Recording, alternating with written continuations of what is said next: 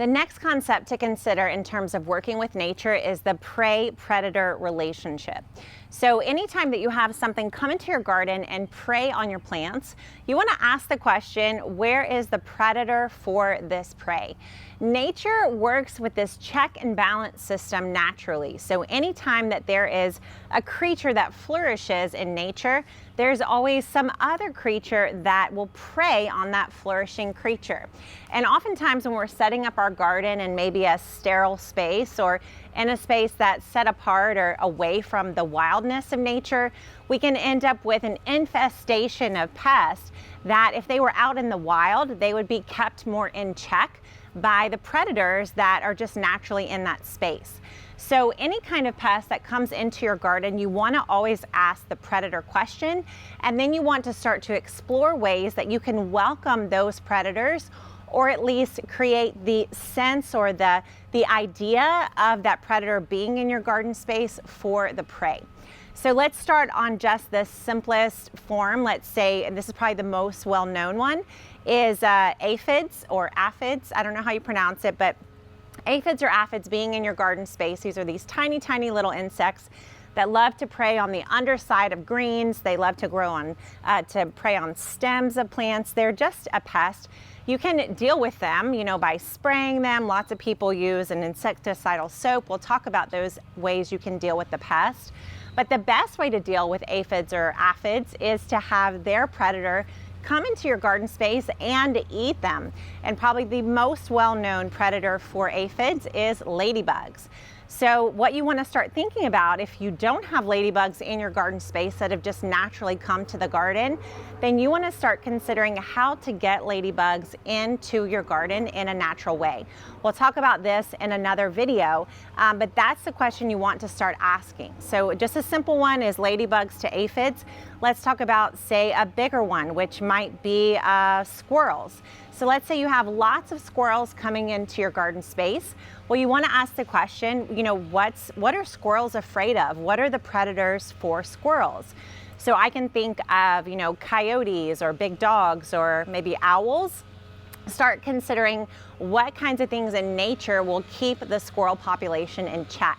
Now, we can't necessarily have a coyote living in our garden space, but something as simple as having your dogs come and roam through your garden space, or even your neighbor's dogs come and roam through your garden space and leave their scent and maybe a little bit of, extra things in the garden so that squirrels, maybe even rabbits, small rodents, smell the smell of a dog and will be turned off. Let's say if they are also preyed on by owls, you could add an owl box to a tree that's nearby your garden. We did this with great success in our garden in Houston. We put an owl box really up high on a big pine tree, and it was so magical a few months later to look up and literally see the eyes of the owl staring down at us from that big owl box. So bringing owls, welcoming owls into your garden space can make a big difference. If you have trouble or it feels like too much to try to get wild owls to come into your garden space, you can simply purchase, a plastic owl or a form of an owl to reside in your garden. This is simply where the idea of a scarecrow came from, right? As instead of the farmer or the person having to constantly be out in the farm to scare away the crows, they could just build the likeness of a person and hopefully, scare away the crows with that mannequin there in the garden space. Now, I do know there's quite a joke, right, about crows literally like standing on the head of the scarecrow. So you do need to, if you have a plastic source of the predator, you're going to want to move that around and, not just keep it in one place. These are smart animals, right? If they're alive, then they know how to survive. And so you want to be thinking smartly as you deal with prey in your garden. Another thing I've used is a rubber snake. So a farmer actually taught me this for squirrels, is just to have a rubber snake and just move it around the garden space if you're having a big issue with squirrels or other rodents. If you just put this mindset top of mind as you look at any kind of pests that are in your garden, if you always ask the pest predator question, it just simplifies the idea and the task of managing pests, because suddenly it's not so much on us, it's not all our job. We can work with nature in this way and let nature bring their own predators into the garden space. So as you're considering predators, we actually need to be also thinking about their habitats, and I'm going to teach you how to do that in the next lesson. But before you get there, just take a little bit and think about the prey that come into your garden, the things that are predators on your plants, and start to consider ways that you could welcome in their predators into your garden space so that they do the work and you don't have to. So I was just talking to Eric as we're working on this video, and I realized I had to tell you this story of how I was first introduced to the prey-predator relationship.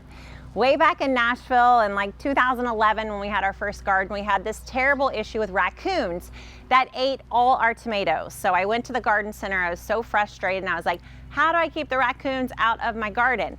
And she offered me this little container. She said, for $25, you can buy this coyote urine and spray it around your garden space, and the raccoons will never come back. And I was like, well, first of all, how did you obtain this? I didn't really want to know the answer to that question. But I was a little, scared to spend $25 on coyote urine. But this brought this concept to my mind. I realized, oh my goodness, like the only reason we have a raccoon issue is because we don't have a way to keep the raccoon in check naturally. She did offer me one other option, which I have to share with you. This is not for public consumption necessarily, but she said the other alternative is to feed your husband a steak and let him, do some business around your garden space.